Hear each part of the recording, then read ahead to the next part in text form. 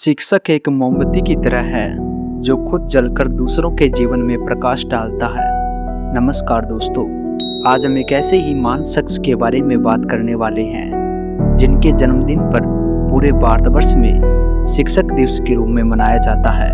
दोस्तों, वैसे तो दुनिया के 100 से ज़्यादा देशों में अलग अलग तारीखों पर शिक्षक दिवस मनाया जाता है, लेकिन भारतवर्ष के महान शिक्षकों में से डॉक्टर सर्वपल्ली राधाकृष्णन की जयंती के अवसर पर 5 सितंबर को राष्ट्रीय शिक्षक दिवस मनाया जाता है। दोस्तों, राष्ट्रीय शिक्षक दिवस मनाने की शुरुआत 5 सितंबर 1962 को की गई थी।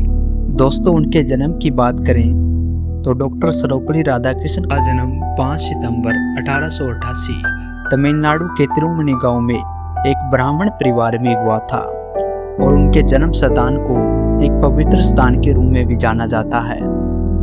वे बचपन से ही किताबें पढ़ने के बहुत ज़्यादा शौकीन रहे हैं और स्वामी विवेकानंद जी के जीवन से काफ़ी प्रभावित भी रहे हैं। आपकी जानकारी के लिए बता दें दोस्तों, राधाकृष्णन के पूर्व के पहले कवि सर्वेपल्ली नामक गांव में रहते थे और 18वीं शताब्दी के मध्य में उन्होंने तिरुतनीग्राम की ओर निष्क्रमण किया।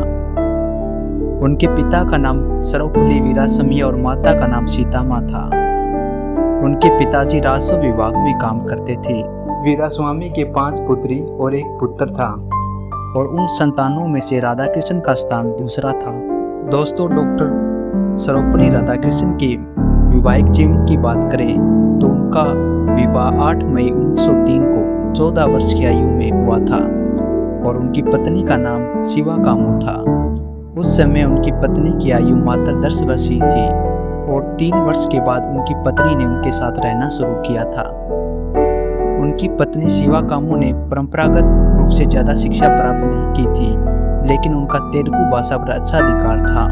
दोस्तों, डॉक्टर सर्वपल्ली राधाकृष्णन के उपलब्धियों की बात करें तो वे भारत के पहले उपराष्ट्रपति और दूसरे राष्ट्रपति रह चुके हैं। वे भारतीय संस्कृति के प्रख्यात शिक्षाविद, महान दार्शनिक और एक आस्थावान हिंदू विचारक थे और उनके इन्हीं गुणों के कारण 1954 में भारत सरकार ने उन्हें सर्वोच्च सम्मान भारत रत्न से अलंकृत किया।